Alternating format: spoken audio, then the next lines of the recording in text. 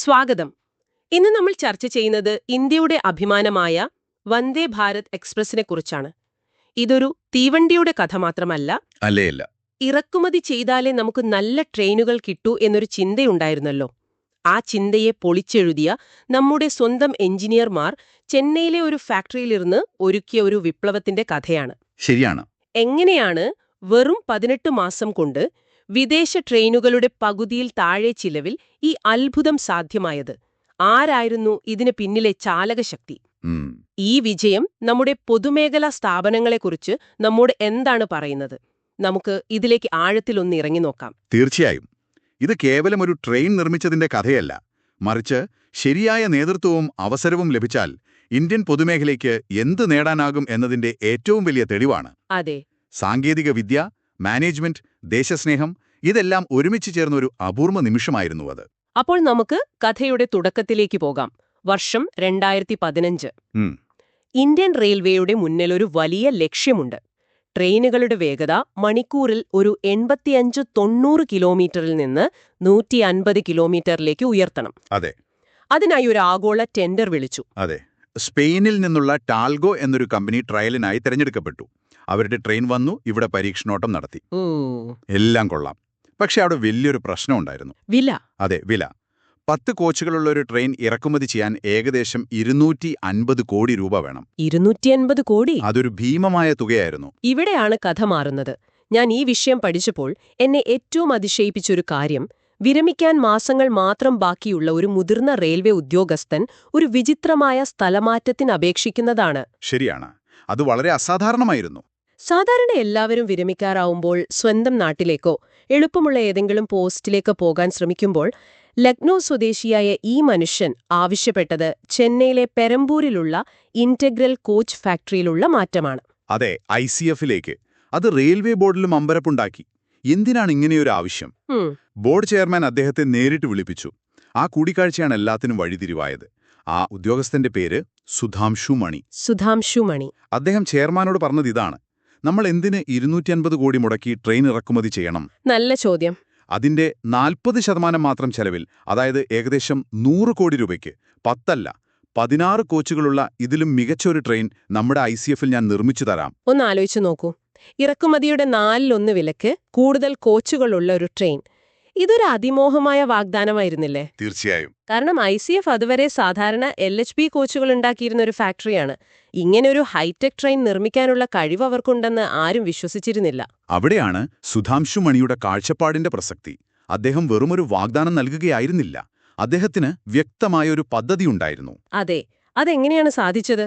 എവിടെയാണ് അവർ ഇത്രയധികം പണം ലാഭിച്ചത്? പ്രധാനമായും 3 കാര്യങ്ങൾ.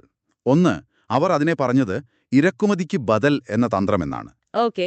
വിദേശത്തുനിന്ന് റെഡിമെയ്ഡ് കോച്ചുകൾ വാങ്ങുന്നതിന് പകരം അവർക്ക് വേണ്ട ഘടകങ്ങൾ, അതായത് കോമ്പണന്റ്സ്, പല രാജ്യങ്ങളിൽ നിന്നും നേരിട്ട് വാങ്ങി ഇവിടെ അസംബിൾ ചെയ്തു. അപ്പൊ കോസ്റ്റ് കുറഞ്ഞു? കോസ്റ്റ് ഒരുപാട് കുറഞ്ഞു. 2, പ്രാദേശികവൽക്കരണം. ട്രെയിനിന്റെ സീറ്റുകൾ, lighting, air conditioning system, interior പാനലുകൾ തുടങ്ങി ഒരുപാട് ഭാഗങ്ങൾ ഇന്ത്യൻ നിർമ്മാതാക്കളിൽ നിന്ന് തന്നെ വാങ്ങി. ഇത് ചെലവ് ഗണ്യമായി കുറച്ചു. അപ്പോൾ ഡിസൈനോ?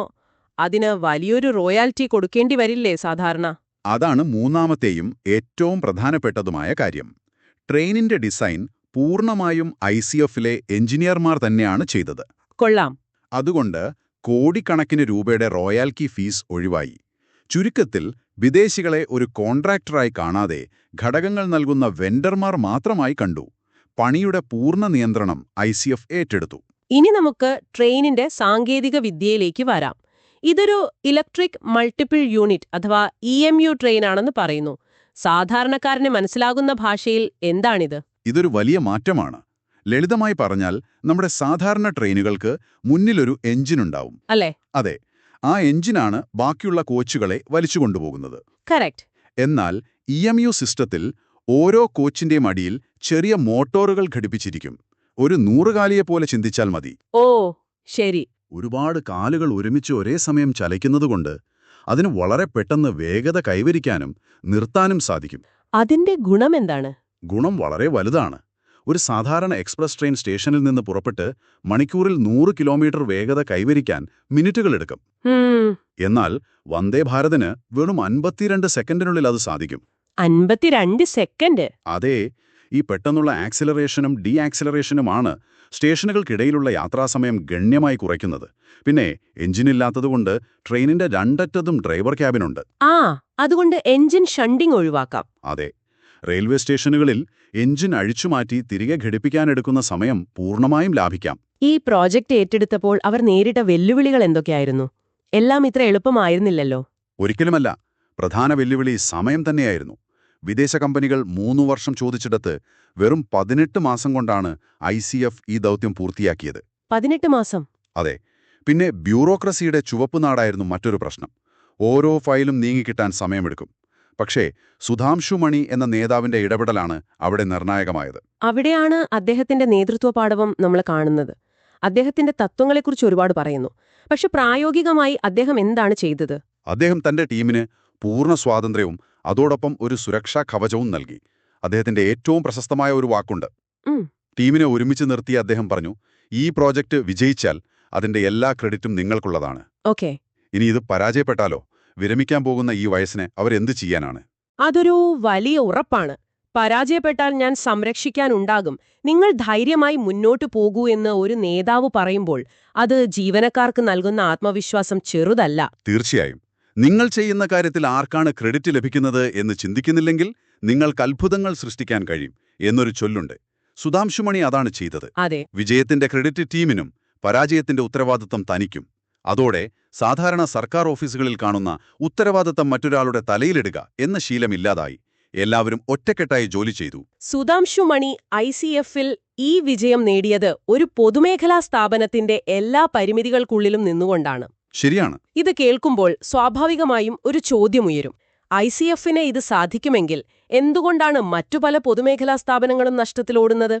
അവിടെയാണ് നമ്മൾ ഇന്ത്യൻ പൊതുമേഖലയുടെ വലിയ ചിത്രം പരിശോധിക്കേണ്ടത്. അതൊരു പ്രധാനപ്പെട്ട ചോദ്യമാണ്. പല പൊതുമേഖലാ സ്ഥാപനങ്ങളും ഒരുതരം വിഷമവൃത്തത്തിൽ, ഒരു വിഷ്യസ് സർക്കിളിൽ അകപ്പെട്ടുപോയിരിക്കുകയാണ്.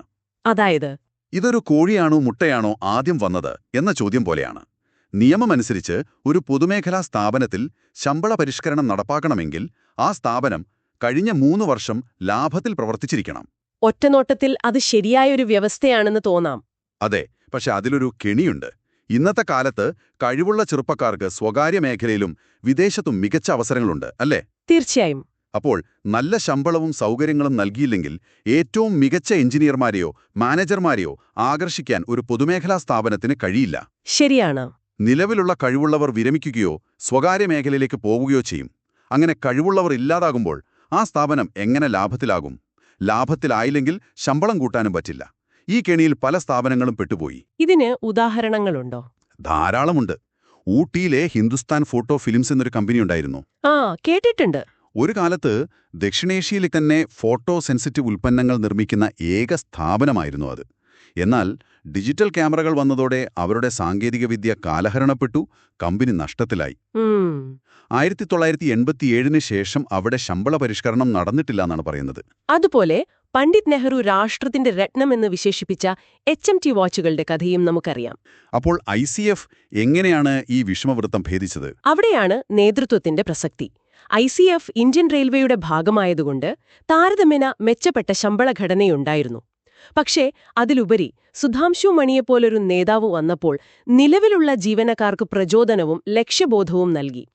അവരുടെ ഉള്ളിൽ ഉറങ്ങിക്കിടന്നിരുന്ന കഴിവിനെ അദ്ദേഹം പുറത്തുകൊണ്ടുവന്നു. അതിന് പണത്തേക്കാൾ വലിയ വിലയുണ്ടായിരുന്നു. അങ്ങനെ എല്ലാ തടസ്സങ്ങളെയും അതിജീവിച്ച് റെക്കോർഡ് സമയത്തിനുള്ളിൽ നിശ്ചയിച്ച ബഡ്ജറ്റിലും കുറഞ്ഞ ചിലവിൽ ട്രെയിൻ 18 എന്ന പേരിൽ ആ സ്വപ്നം യാഥാർത്ഥ്യമായി. അതെ, പിന്നീട് വന്ദേ ഭാരത് എന്നു പേരുമാറ്റി. 2019 ഫെബ്രുവരി 15 പ്രധാനമന്ത്രി ആദ്യ ട്രെയിൻ ഫ്ലാഗ് ഓഫ് ചെയ്തു. വിമാനങ്ങളിൽ ഇതിന് സമാനമായ കറങ്ങുന്ന സീറ്റുകൾ, ഓട്ടോമാറ്റിക് ഡോറുകൾ, വൈഫൈ, ബയോവാക്യൂം ടോയ്ലറ്റുകൾ തുടങ്ങിയ സൗകര്യങ്ങളെല്ലാം യാത്രക്കാർക്ക് പുതിയൊരനുഭവമായിരുന്നു. ശരിയാണ്. എന്റെ ഒരു സുഹൃത്ത് ആദ്യമായി വന്ദേ ഭാരതിൽ യാത്ര ചെയ്തപ്പോൾ പറഞ്ഞൊരു കാര്യമുണ്ട്. സാധാരണ ട്രെയിനിലെ കുലുക്കവും ഭയങ്കര ശബ്ദവുമില്ലാതെ ഒരു വിമാനത്തിലിരിക്കുന്നതുപോലെ ശാന്തമായി യാത്ര ചെയ്യാൻ പറ്റിയെന്ന്. കറക്റ്റ്. ആ ഒരു യാത്രാനുഭവം തന്നെയാണ് വന്ദേ ഭാരതിനെ ജനപ്രിയമാക്കിയത്. വന്ദേ ഭാരതിന്റെ വിജയത്തെക്കുറിച്ച് പറയുമ്പോഴും ചില വിമർശനങ്ങളുമുണ്ടല്ലോ. ഉയർന്ന ടിക്കറ്റ് നിരക്ക് ഒരു പ്രധാന പ്രശ്നമായി പലരും പറയുന്നുണ്ട്. അതൊരു യാഥാർത്ഥ്യമാണ്. അതുപോലെ കന്നുകാലികളെ ഇടിച്ചുണ്ടാകുന്ന അപകടങ്ങളും വാർത്തയായിരുന്നു. ഈ വിജയഗാഥയില് ഈ വിമർശനങ്ങളെ നമ്മൾ എങ്ങനെയാണ് കാണേണ്ടത്? വളരെ പ്രസക്തമായ ചോദ്യമാണ്. ടിക്കറ്റ് നിരക്ക് കൂടുതലാണ് എന്നത് ശരിയാണ്. വിമാനയാത്രയ്ക്ക് സമാനമായ സൗകര്യങ്ങൾ നൽകുമ്പോൾ അതിനനുസരിച്ചുള്ള ചെലവ് വരും. ഇതൊരു പ്രീമിയം സർവീസാണ്. അതെ. സാധാരണക്കാർക്ക് താങ്ങാനാവുന്ന മറ്റ് ട്രെയിനുകൾ ഇപ്പോഴുമുണ്ട്. എന്നാൽ കാലക്രമേണ കൂടുതൽ ട്രെയിനുകൾ നിർമ്മിക്കപ്പെടുമ്പോൾ ചെലവ് കുറയാനും നിരക്കിൽ മാറ്റം വരാനും സാധ്യതയുണ്ട്. കന്നുകാലികളെ ഇടിക്കുന്ന പ്രശ്നമോ? അത് ഇന്ത്യയിലെ റെയിൽവേ നേരിടുന്നൊരു വലിയ വെല്ലുവിളിയാണ്. വന്ദേ ഭാരത് ഉയർന്ന വേഗതയിൽ ഓടുന്നതുകൊണ്ട് ഇത്തരം സംഭവങ്ങൾ കൂടുതൽ ശ്രദ്ധിക്കപ്പെടുന്നു എന്ന് മാത്രം. ശരിയാണ്. ഇതിനൊരു പരിഹാരമായി ട്രാക്കുകൾക്ക് സമീപം വേലി കെട്ടുന്ന ജോലികൾ റെയിൽവേ ഇപ്പോൾ ചെയ്യുന്നുണ്ട്.